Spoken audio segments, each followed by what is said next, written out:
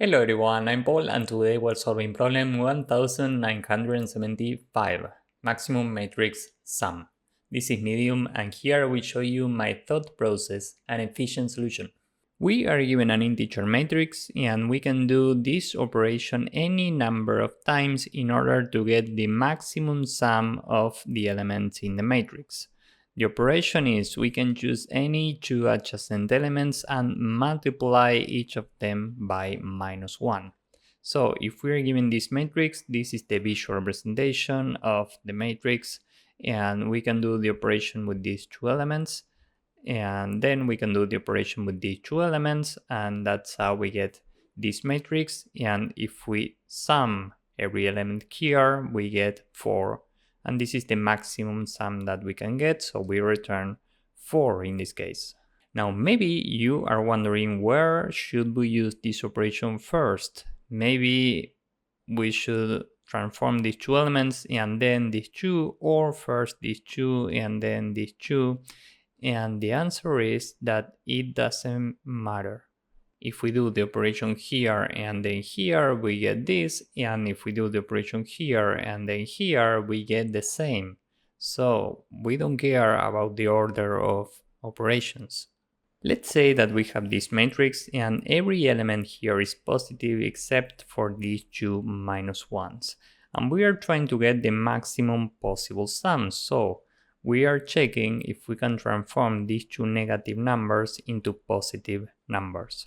Remember that we can do this operation any number of times. This means that we can do the operation here, and now this is negative, this is positive.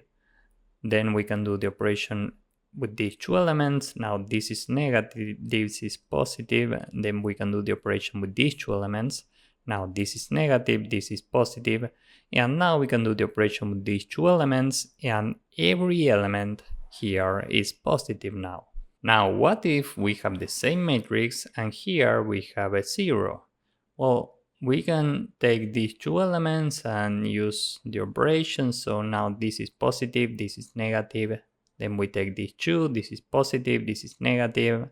Then we take these two, this is positive, this is negative. Then we take these two, this is positive, and now this is negative, but given that this is 0, this is still 0. So now, once again, every element in the matrix is either positive or 0. So the main observation here is that if we have an even number of negative numbers and zeros, this means that we can transform every negative number into a positive number. And this is the best possible scenario given that we are trying to get the maximum possible sum.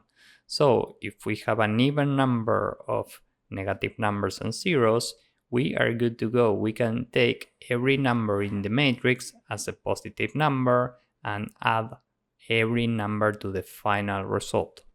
Now let's say that we have this scenario. Here we have 3 negative numbers and 3 is an odd number. If we do 3 modulo 2, the result is 1, which is different from 0. This means that 3 is odd. So we need to keep one negative number. We can use the operation on 2 negative numbers, but we need to keep 1 because we have an odd number of negative numbers and zeros. So the question is, which negative number are we keeping here? And the answer is, we want to take the minimum absolute value among every number in this matrix.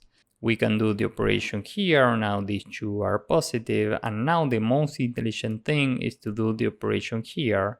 Now this is negative and this is positive, so we are keeping this negative number.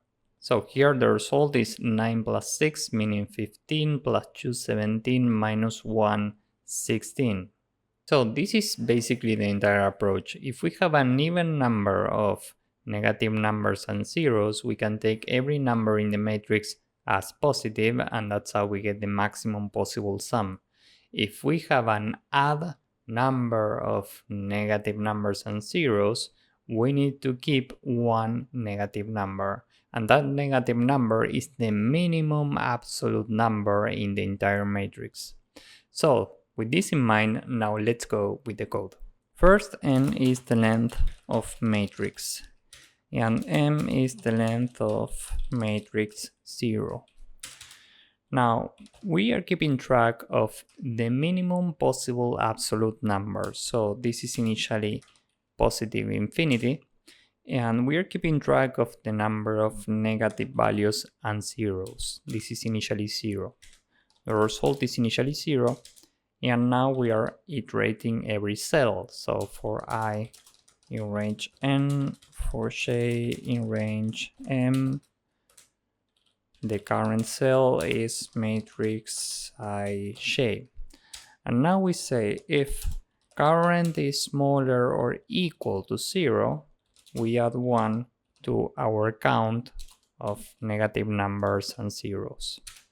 And every time we're keeping track of the minimum absolute number. So this is the minimum between what we already have here and the absolute value of current. And every time we add to the result absolute current. So now finally we return the result if the amount of negative numbers and zeros modulo 2 is 0, meaning if it's even, else we return the result minus the minimum absolute number times 2. So here we use parentheses. And maybe you are wondering why times 2? Well, because we are adding that number here to the result. So now we need to remove the number from the result 2 times. That's why. So this is the entire code. Now let's submit this. As you can see, this works and it's very efficient. Here time complexity is big O of n times m because of this nested for loop, and space complexity is big O of 1.